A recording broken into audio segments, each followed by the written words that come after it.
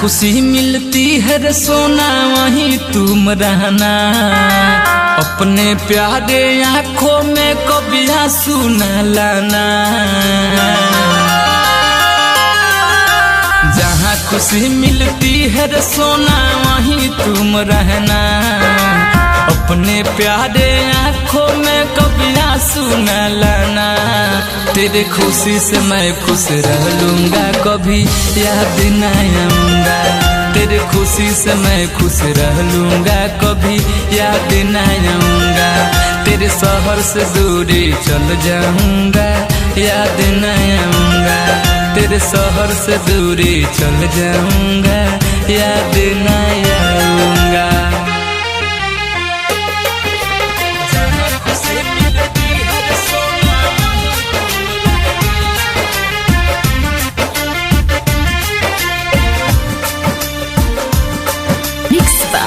रजनीश जेके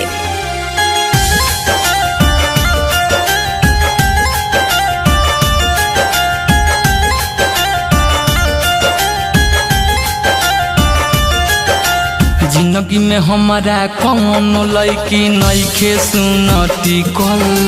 लागता कि किस्मत हमर रानी बाटे फूटल। जिंदगी में हमारा कौन लड़की नइखे सुनती कल।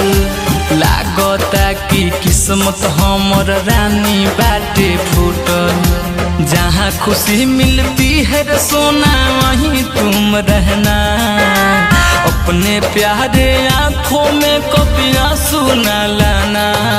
तेरे खुशी से मैं खुश रह लूँगा, कभी याद न आऊँगा।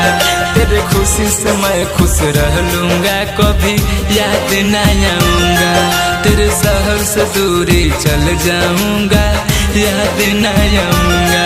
तेरे शहर से दूरी चल जाऊँगा, याद न आऊँगा।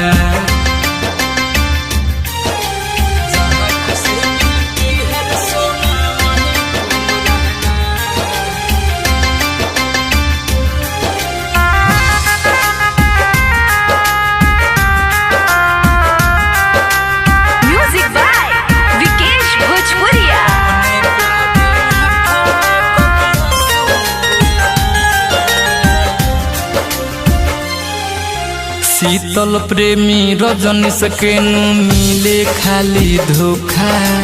राम परवेश के दे तारू दे दया जे मौका। शीतल प्रेमी रजनी सकेनु मिले खाली धोखा। राम परवेश के दे तारू दे द जाने मौका।